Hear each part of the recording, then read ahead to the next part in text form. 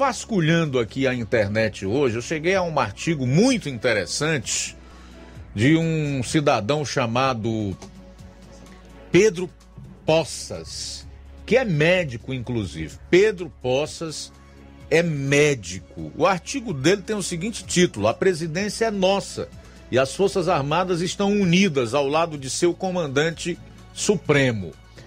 O contexto não poderia ser mais apropriado para se escrever sobre isso. E aí, no decorrer do artigo, ele faz um relato do que as esquerdas sempre chamaram de golpe de 1964, né? Criaram toda uma narrativa e que, lamentavelmente, pela omissão dos próprios militares, prevaleceu até pouco tempo atrás, de que o que aconteceu lá atrás foi um golpe, quando na verdade foi exatamente o contrário.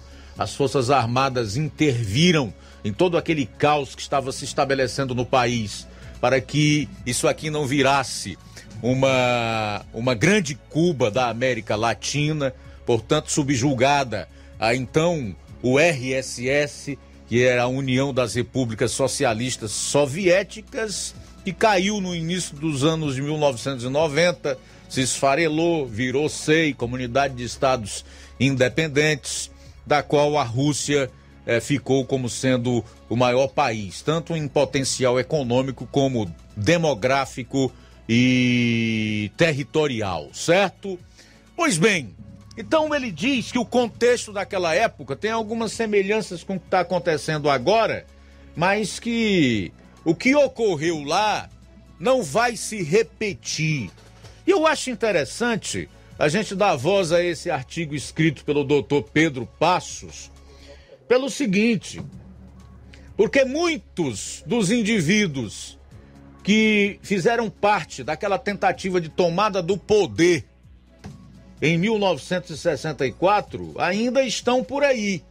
Alguns nos bastidores e outros até mesmo na linha de frente. Não estou falando do Lula, não. O Lula é um mero vagabundo que veio aparecer em 1979 ali nos sindicatos da região do ABC, em São Paulo. Tem até um livro do Romeu Tuma Júnior, delegado da Polícia Federal Romeu Tuma Júnior. Quem quiser conhecer melhor um pouco sobre o Lula, já naquela época ele diz que ele era um X9. Ou seja, alguém que fazia jogo duplo. Se fazia estar do lado dos sindicalistas, naquelas greves que ele ajudava a liderar, mas ao mesmo tempo passava o fio, as informações para o regime militar. Então, X9, só para que você tenha uma ideia aproximada do caráter do Lula. Mas vamos lá. O artigo do doutor Pedro Passos tem o seguinte título: A presidência é nossa e as Forças Armadas estão unidas ao lado de seu comandante supremo. Não haverá guerra civil, não haverá conflito armado, nem golpes no Brasil. O que existem são narrativas provocativas, incentivadoras de indignações e badernas sociais, assim como atos afrontosos à Constituição, principalmente da parte daqueles que deveriam garantir sua aplicação e nossas liberdades. Não caiam em narrativas alarmistas. É tudo o que os opositores do bem desejam: o caos. E o que pode dar essa insegurança? Ele pergunta. A história e uma análise nacional da situação presente. Compare a situação de 64 com a atual. Em 64, a presidência da República era ocupada por um sindicalista de esquerda. Os sindicatos eram fortes, aparelhados pelo PCB, Partido Comunista do Brasil, que era também conhecido como Partidão. Seu cunhado Brizola, está se referindo a João Goulart. Seu cunhado Brizola era governador do Rio Grande do Sul, possuía o terceiro exército ao seu lado, assim como existiam guerrilheiros treinados em Cuba, dos quais o Zé Disseu fazia parte, espalhados por todo o campo nas ligas camponesas e grupos de guerrilha urbana, A Dilma, que foi presidente do Brasil, fazia parte de um desses grupos de guerrilha. Fernando Gabeira, foi deputado federal pelo Partido Verde, hoje é jornalista, e já até reconheceu que eles não brigavam por democracia, e sim para implantar uma ditadura do proletariado aqui no Brasil. Pois bem, esses grupos de guerrilha urbana, os grupos de 11, arregimentados, treinados e financiados pela KGB, a Polícia Secreta Russa, na época soviética, né? Ainda existe essa KGB, esse tal Putin aí fez parte dela. Através de Brizola por todo o país. Eles eram treinados pela KGB através de Brizola por todo o país. O Zé Disseu, então, condenado a mais de 30 anos e que está solto, graças ao seu ex-advogado, que virou ministro do Supremo, Dias Toffoli, foi um dos que recebeu treinamento de guerrilheiro na própria Cuba. Dentro de nossas Forças Armadas, existem rachas entre os suboficiais e o oficialato, incluindo levantes subversivos na Marinha. Tudo para ocorrer um conflito armado e derramamento de sangue. Eles já se preparavam para isso. Houve guerra civil? Não. Apenas a deposição do presidente que iria nos jogar no colo da União Soviética, nos transformando em uma imensa Cuba da América Latina, sem o disparo de um tiro sequer. Esse é o contexto de 1964, relatado aqui nesse artigo do Dr. Pedro Passos, que é médico. Agora vamos ao atual.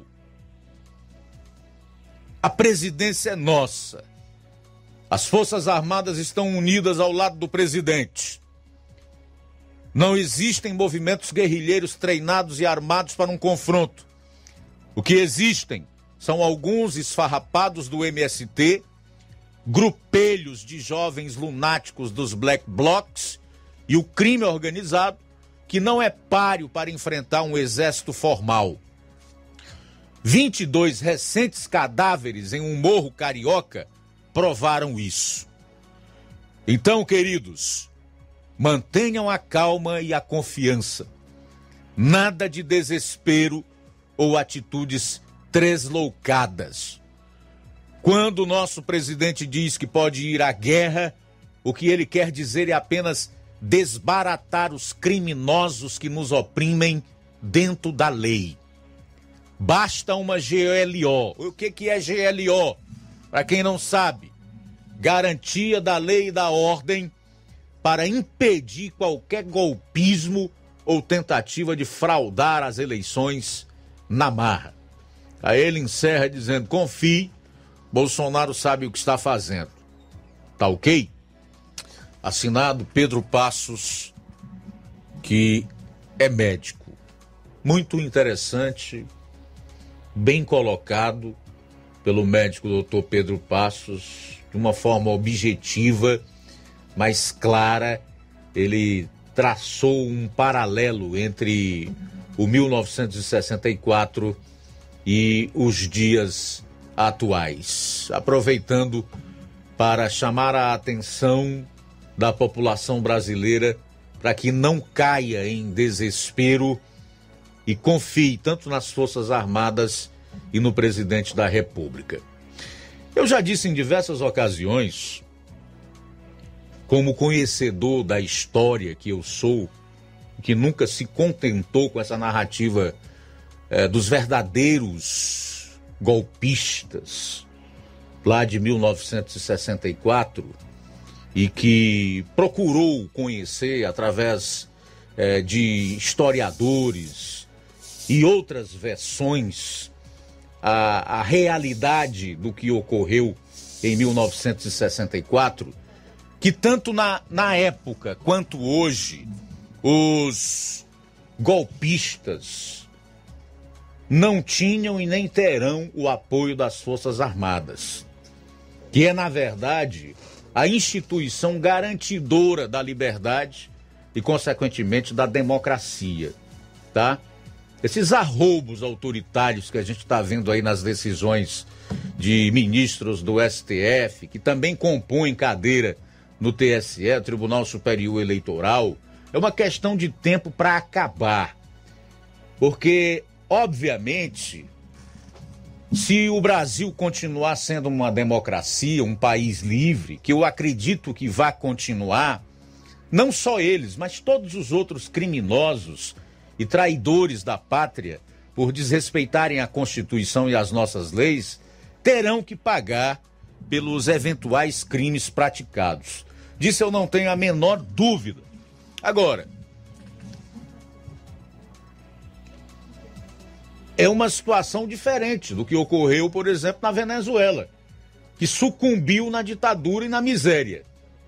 Porque você viver num lugar onde não há liberdade, onde não há direito à propriedade, onde as pessoas não têm condição de empreender, onde elas não podem usufruir da riqueza que produzem e do país que vivem, não podem falar, não podem questionar, cobrar e não podem propor, isso descamba para a miséria. É por isso que toda ditadura resvala na miséria do seu povo. É assim na Coreia do Norte, é desse jeito na Venezuela, é assim em Cuba, e assim será em qualquer outro país onde não houver democracia e, consequentemente, Estado de Direito, onde as liberdades individuais e as garantias fundamentais do cidadão forem respeitados. O Brasil é diferente. Na Venezuela, o Chávez conseguiu cooptar, corromper os generais com promoções, não é? Com agrados, com dinheiro e etc. E aí a Venezuela se tornou no que nós estamos vendo.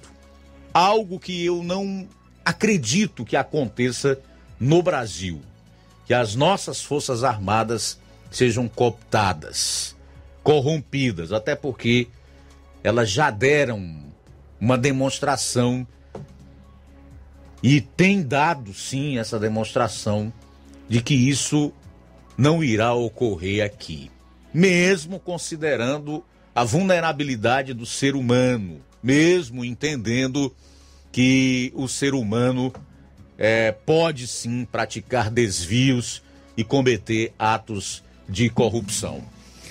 De qualquer maneira, é importante que nós tenhamos essa segurança para que a esperança não seja perdida e que ela vá se renovando no decorrer dos meses, especialmente nesse ano em que a população brasileira será chamada às urnas. Mas para evitar um mal maior, é bom prevenir. Como diz o velho ditado, é melhor prevenir do que remediar. E no caso político, a prevenção é você despedir todos aqueles que não querem democracia, e sim cleptocracia. Ao invés do governo do povo, que é a democracia, uma república governada por ladrões. O nosso voto será a arma mais eficiente e letal para matar essa tentativa de golpe dos ladrões de sempre.